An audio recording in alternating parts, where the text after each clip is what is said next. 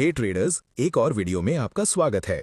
आज हम breaker blocks के कॉन्सेप्ट को समझने वाले हैं और ये भी देखेंगे कि आप इसे अपनी ट्रेडिंग गेम को इम्प्रूव करने के लिए कैसे यूज कर सकते हैं। तो वीडियो के एंड तक जरूर बने रहें क्योंकि आप ब्रेकर ब्लॉक्स के बारे में सब कुछ सीखेंगे। शुरुआत से लेकर कि ब्रेकर ब्लॉक्स क्या होते हैं, इनके पीछे की साइकोलॉजी क्या है और इन्हें सही तरीके से आइडेंटिफाई और ट्रेड कैसे करना है। अगर ये आपको इंटरेस्टिंग लग रहा है तो वीडियो को लाइक करें, साथ ही चैनल को सब्सक्राइब करें और नोटिफिकेशन बेल ऑन करें ताकि आपको हमारी नई वीडियोस की अपडेट्स मिलती रहें। अब चलिए शुरू करते हैं। तो आखिर ब्रेकर ब्लॉक होता क्या है? ब्रेकर ब्लॉक बेसिकली एक ऑर्डर ब्लॉक होता है जो फेल हो जाता है और बाद में चार्ट पर एक नए सप्लाई या डिमांड जोन में ट्रांसफॉर्म हो जाता है। बेसिक प्राइस एक्शन प्रिंसिपल्स के अनुसार जब प्राइस रेजिस्टेंस लेवल के ऊपर ब्रेक करता है तो वही लेवल सपोर्ट बन जाता है क्योंकि मार्केट पार्टिसिपेंट्स का बिहेवियर बदल जाता है। इसी तरह जब प्राइस सपोर्ट लेवल के नीचे ब्रेक करता है तो वो एरिया वापस आने पर रेजिस्टेंस बन जाता है। यही प्रिंसिपल ऑर्डर ब्लॉक्स पर भी अप्लाई होता है। कभी कभी मार्केट ऑर्डर ब्लॉक या सप्लाई डिमांड जोन को इग्नोर कर देता है। इसके पीछे कई रीजंस हो सकते हैं, जैसे मार्केट स्ट्रक्चर में चेंज, ओवरबॉट या ओवरसोल्ड कंडीशन या हायर टाइम फ्रेम के किसी की लेवल के साथ इंटरैक्शन।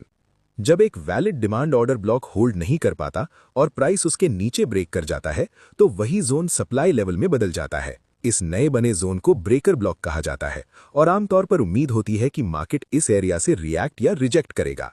अब एक बियरिश सिनेरियो का एग्जाम्पल देखते हैं। सबसे पहले हम देखते हैं कि प्राइस प्रीवियस हाई के ऊपर ब्रेक करता है और साथ में इनएफिशिएंसी भी क्रिएट होती है। ये मूव एक वैलिड ऑर्डर ब्लॉक बनाता है जो बाइंग अपॉर्चुनिटी हो सकती है, लेकिन उसके बाद मार्केट स्ट्रांग मूव के साथ नीचे आता है और प्रीवियस लो के नीचे ब्रेक कर देता है।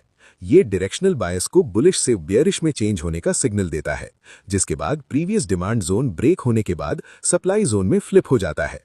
ब्रेकर ब्लॉक्स के पीछे साइकोलॉजी ये है कि जो ट्रेडर्स पहले ऑर्डर ब्लॉक में लॉन्ग पोजीशंस ले चुके थे वे मार्केट के बियरिश होने पर ट्रैप हो जाते हैं। ये ट्रेडर्स अक्सर प्राइस के वापस अपने ब्रेक इवन पॉइंट पर आने का वेट करते हैं ताकि वे बिना लॉस के अपनी ट्रेड्स एग्जिट कर सकें। उसी समय नए ट्रेडर्स शॉर्ट पोजीशंस खोलना शुरू कर देते हैं, इस जोन को एक की सप्लाई एरिया मानते हुए। फंसे हुए बायर्स अपने लॉन्ग्स क्लूज करते हैं और नए सेलर्स मार्केट में एंटर करते हैं और यही कंबाइंड इफेक्ट प्राइस को इस लेवल से रिवर्स करवाता है।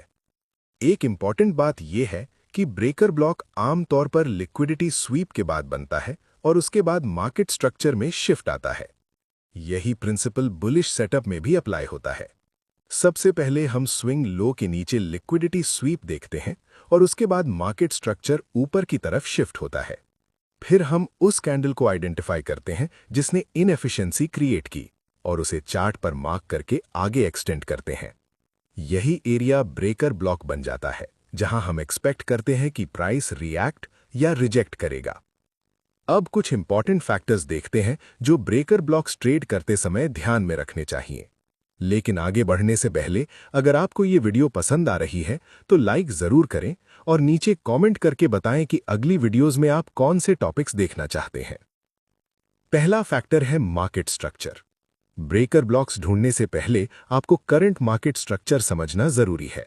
इसमें ओवरऑल मार्केट डायरेक्शन, की सप्लाई और demand zones, higher time frame levels, liquidity areas और प्राइस के आगे कितना स्पेस है, ये सब शामिल होता है।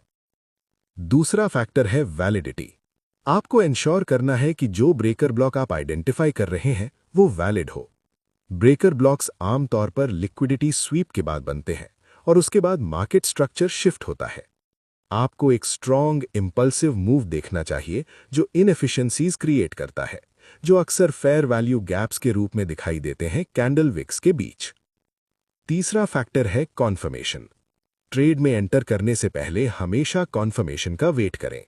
कॉन्फर्मेशन अलग अलग प्राइस एक्शन सिग्नल्स के रूप में आ सकता है, जैसे छोटे होते कैंडल साइजेस ये दिखाते हैं कि प्राइस मोमेंटम खो रहा है जब वो ब्रेकर ब्लॉक के पास आता है। आप लॉन्ग विक्ड कैंडलस्टिक भी देख सकते हैं जो लेवल को रिजेक्ट कर रही हो। इसके बाद change of character direction shift को कंफर्म कर सकता है और पोटेंशियल रिवर्सल का संकेत देता है। इन फैक्टर्स को ध्यान में रखकर आप ब्रेकर ब्लॉक्स को ज्यादा इफेक्टिवली ट्रेड कर सकते हैं और अपने सक्सेस चांसेस बढ़ा सकते हैं।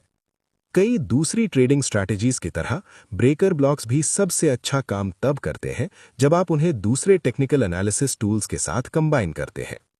अब जब आप ब्रेकर ब्लॉक्स के बेसिक्स समझ चुके हैं, तो अगला स्टेप है इसे हिस्टोरिकल डेटा पर बैक टेस्ट करना।